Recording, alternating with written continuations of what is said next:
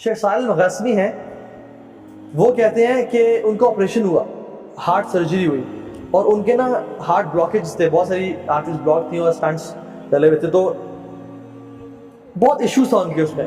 تو وہ کہتے ہیں کہ it was a lengthy operation. کہتے ہیں کہ میں بڑا پریشان تھا، ڈاکٹرز نے میرا آپریشن کیا، سکسیزفل ہو گیا الحمدللہ، ٹانگیں لگا دیے، میں اٹھا تو آئی واز ریلیکسڈ. لیکن کچھ دیر بعد ڈاکٹرز دوبارہ آنے شروع ہو گئے، اور جو ساتھ مشینز تھیں ان میں نا پی پی پی کچھ ہونے شروع ہو گیا، اور ایک ڈاکٹر آ رہا، دوسرا، تیسرا، چوتھا. یہ عرب کے بہت بڑے داعی ہیں، شیخ صالح مغاسمی، ابھی بھی زندہ ہے رحمہ اللہ. تو ڈاکٹرز آئے اور وہ کہتے ہیں میں اب تو بہت پریشان ہو گیا کہ اب کیا ہو رہا ہے. تو انہوں نے ان کی شکل پہ نا پریشانی دیکھی، میں مزید پریشان ہو گیا. تو انہوں نے کہا کہ آپ کی جو بلاکیج تھے نا، وہ سم تھنگ ہیپن کہ بہت زیادہ نا بلاک ہو گیا، and we have to reoperate you again, تو ہمیں دوبارہ کھول کے سرجری کرنی پڑے گی. کہتے ہیں کہ پہلی سرجری میں تو I was a but relax, لیکن اس دفعہ میں بہت پریشان ہو گیا. تو وہ لوگ جب گئے اپنے اکوپمنٹس لینے کے لیے اور اپنے چیزیں لینے کے لیے، کہتے ہیں آئی واز ریئلی ورڈ. کہتے ہیں کہ میرے ساتھ ایک نا آئی تھنک لیبنانی نرس کھڑی ہوئی تھی.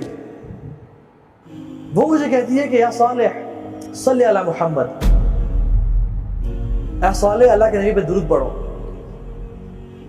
اور کہتے ہیں کہ میں اللہ کے نبی درود پڑھنا شروع ہو گیا اس یقین کے ساتھ کہ اللہ کے نبی نے فرمایا کہ اگر تم اس پہ درود پڑھو گے تمہاری ساری پریشانیاں ختم ہو جائیں گی، تمہاری ساری مشکلات کا حل نکل آئے گا. تو کہتے ہیں میں درود پڑھنا شروع ہو گیا، حتیٰ کہ جب ڈاکٹرز آئے اور دوبارہ انہوں نے مجھے کچھ چیزیں اٹیچ کی، they were confused and surprised. اور جب میں نے پوچھا کہ یہ کیا ہوا ہے، کہتے ہیں کہ جو رپورٹس ابھی آ رہی تھی کہ بلڈ دوبارہ جو ہے نا بلاکیجز آ گئی ہیں، they are all removed, they are all gone. اور کہتے ہیں کہ مجھے اس دن اللہ کے نبی پہ درود پڑھنے کی فضیلت سمجھ میں آئی کہ کتنا افضل ہے یہ ذکر، اللہ کے نبی پہ درود پڑھنا. سبحان اللہ. تو اپنی زندگی کو نا کثرت سے، جب بھی فری ٹائم ہے نا، درود کثرت سے پڑھا کر، استغفار کثرت سے پڑھا کر. ایک صحابی آیا اور کہا یا رسول اللہ نجات کا راستہ بتائیں، نجات کس میں ہے؟ فرمایا لا یزال لسانک رطبا من ذکر اللہ، اپنی زبان کو اللہ کے ذکر سے تر رکھو، اس میں نجات ہے. اپنی اے عقبہ بن عامر، اپنی زبان کو اللہ کے ذکر سے تر رکھو. فرمایا طوبی لمن وجد فی صحیفۃ استغفار کثیرا، glad tidings to the one who found استغفار in his book with abundance. خوشخبری ہو اس بندے کو کہ جو قیامت کے دن آیا اور اس نے اپنے اعمال نامے میں کثرت سے استغفار کو دیکھا. سبحان اللہ.